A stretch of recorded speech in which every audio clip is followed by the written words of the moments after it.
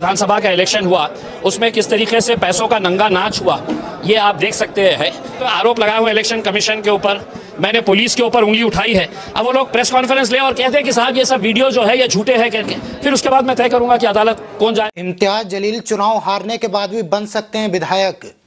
ये बात इसलिए मैं कह रहा हूं क्योंकि इम्तियाज जलील साहब ने कोर्ट में जो याचिका दाखिल की थी कि चुनाव में घोटाला हुआ है, उस याचिका की कोर्ट में सुनवाई हो चुकी है और जज साहब ने जांच करने के आदेश भी दे दिए।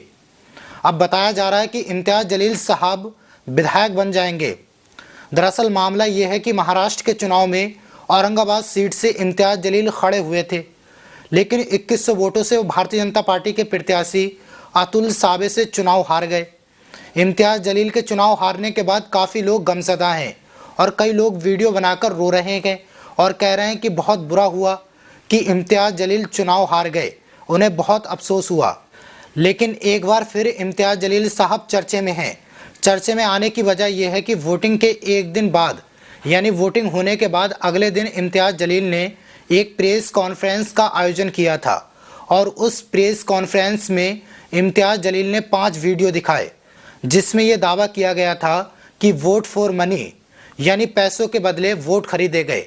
और इम्तियाज जलील ने दूसरा आरोप ये लगाया कि महिलाओं के हाथों की उंगलियों में जो उंगली हैं उसमें इंक लगा दिया गया, यानी स्याही लगा दी गई थी ताकि महिलाएं वोट ना दे सकें, और उन वोटों को खरीद लिया गया और 2000-3000 रुपए देकर उनके हाथों में इंक लगा दिया गया।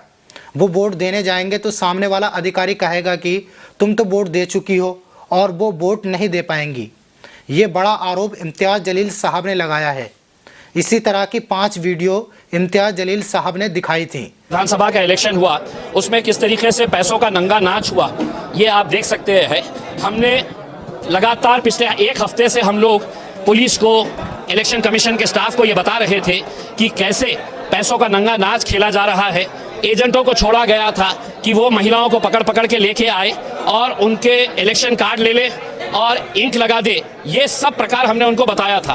फिर इलेक्शन के दिन हमने कई जगह के ऊपर रेड हैंडेड उनको पकड़े हैं। हमने एजेंटों को पकड़ के जिनके पास इलेक्शन कार्ड्स थे और वो भारतीय जनता पार्टी के ऑफिस में जाकर वो इलेक्शन कार्ड देने का काम कर रहे थे, उनको पकड़ के हमने पुलिस के हवाले किया, पुलिस ने छोड़ दी।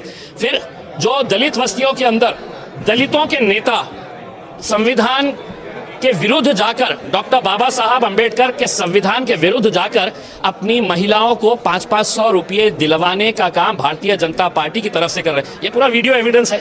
अब हमने दे दिए हैं।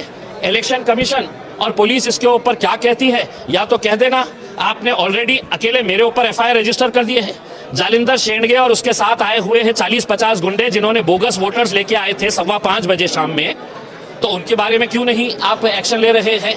आप ये समझ रहे हैं कि इम्तियाज जलील के ऊपर FIR कर डालो तो वो डर जाएगा और खामोश बैठेगा? नहीं, मैं तैयार हूं फेस करने के लिए कोर्ट के अंदर, लेकिन आपको भी छोड़ूंगा नहीं। पुलिस के रोल को भी बताऊंगा कि एक पुलिस स्टेशन के सामने बिल्कुल एग्जैक्टली ये धांधली चल रही थी। इम्तियाज जलील को यहाँ पे पता चल सकता है, लेकिन जवाहर नगर पुलिस स्टेशन को अपने सामने क्या हो रहा है ये नहीं पता चला। एकनाथ शिंदे साहब के बारे में मैंने पहले नहीं कहा, अभी नहीं कहा हूँ, पहली मर्तबा, इससे पहले भी कहा हूँ कि इलेक्शन मुझे मेरी जनता ने नहीं हराई थी। एकनाथ शिंदे साहब अपने कैंडिडेट को जिताने के लिए हेलीकॉप्टर के अंदर पैसा लेकर आए थे। 3 दिन यहाँ पर होटल के अंदर बैठे हुए थे।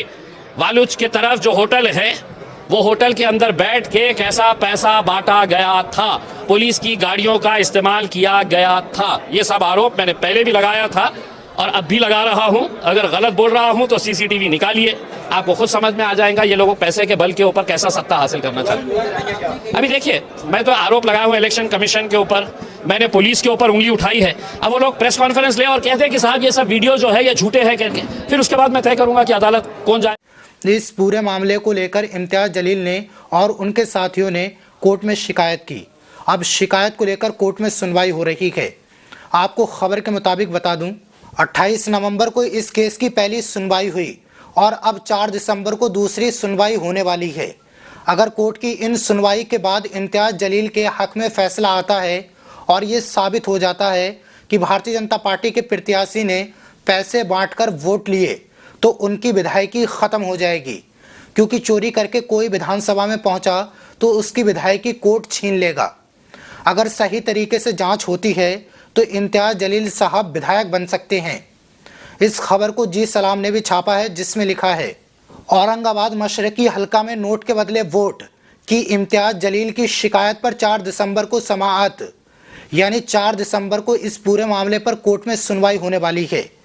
आगे लिखा है औरंगाबाद में मशरकी हल्के में पैसे तकसीम करने की शिकायत AIMIM के उम्मीदवार इम्तियाज जलील ने कोर्ट में की। इस मामले में जुमरात को 28 नवंबर को जाब्ता इखलाक सेल के सरबरा और जिला प्रदेश के चीफ विकास मीना ने दोनों पक्षों का बयान सुना। इस दौरान दोनों पक्षों ने अपने अपने दावे और सबूत पेश किए, जिसके बाद इस मामले की कोर्ट में सुनवाई 4 दिसंबर को मुकर्रर की गई। इस सिलसिले में विकास मीना ने बताया औरंगाबाद की पब्लिक में बीजेपी के नेताओं ने पैसे बांटे, इसकी शिकायत इम्तियाज जलील ने की। साथ में उन्होंने कहा कुछ लोगों के हाथों की उंगलियों में स्याही लगाकर वोट खरीदने का इल्जाम भी लगाया था और इम्तियाज जलील ने सबूत के तौर पर 5 वीडियो भी कोर्ट में पेश किए। लिहाजा अब इम्तियाज जलील की तरफ से की गई याचिका पर सुनवाई के बाद जज साहब ने 3 लोगों की बेंच बनाई और उन्होंने जांच करने के आदेश भी दे दिए और अब उन 5 वीडियो को कोर्ट की बेंच के हवाले कर दिया गया। अब बेंच इस मामले की मुकम्मल छानबीन करेगी। अब देखना यह है कि 4 तारीख को कोर्ट में क्या होगा। क्या इम्तियाज जलील साहब के फेवर में ये फैसला आएगा या नहीं, ये तो आने वाला वक्त ही बताएगा।